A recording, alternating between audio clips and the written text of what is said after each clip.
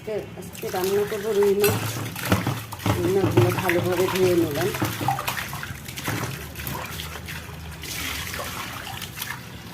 রুই মাছ ধুয়ে নিয়েছি, এখন হলুদের গুঁড়ো দিয়ে দিচ্ছে,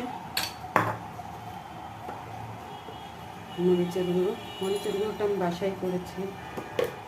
তারপরে দিয়ে দিলাম স্বাদ মতো লবণ।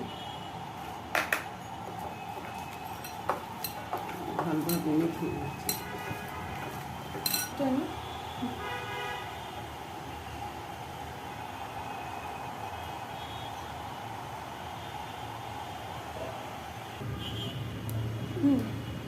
তেল গরম হয়ে গেছে, এখন মাছগুলো ছেড়ে দিলাম।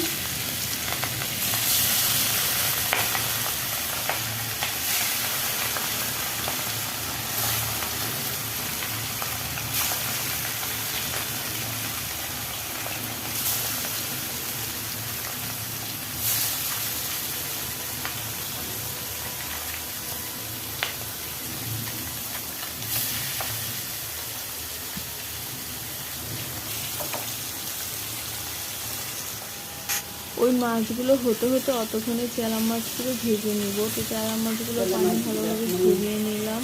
ঝরিয়ে নেওয়ার পর এগুলোতে স্বাদ মতো লবণ মরিচ করে দিয়ে দেবো একে একে। প্রথমে আমি দিয়ে দিচ্ছি লবণ। স্বাদ মতোই তো দিতে হয়। তারপর দিব আমি হলুদের গুঁড়া। আর এটা আমি বাসায় নিজে গুঁড়া করে বানিয়েছি, যেহেতু এটা বেশি স্বাস্থ্যসম্মত। আর দিয়েছি মরিচের গুঁড়া। আমি চেষ্টা করি বাসা মানুষদেরকে বেশি স্বাস্থ্যসম্মত খাবার খাওয়ানো।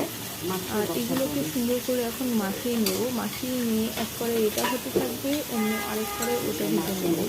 মাছ রান্নার থেকে সহজ মনে হয় না আর কিছু আছে। এই মাছগুলোকে আমি আজকে অন্যভাবে ভাজবো, চচ্চড়ি করে ফেলবো। তাই আমি আগে পেঁয়াজ কুচি করে রেখেছিলাম, সেগুলো একসাথে মাখিয়ে দেবো। আর পেঁয়াজ কুচির সাথে কিছু কাঁচামরিচ কুচি ছিল, সেগুলো একসাথে মাখিয়ে বসিয়ে দেবো। তবে একটা জিনিস, এগুলো মাখানোর সময় ভালোভাবে মাখাতে হবে, তাহলে মাছের টেস্টটা একটু বেশি মজা করে হয়। আর মাখানোর সময় আমি একটুখানি তেল মাখিয়ে দিব, যাতে এটা একটা সুন্দর টেক্সচার আসে।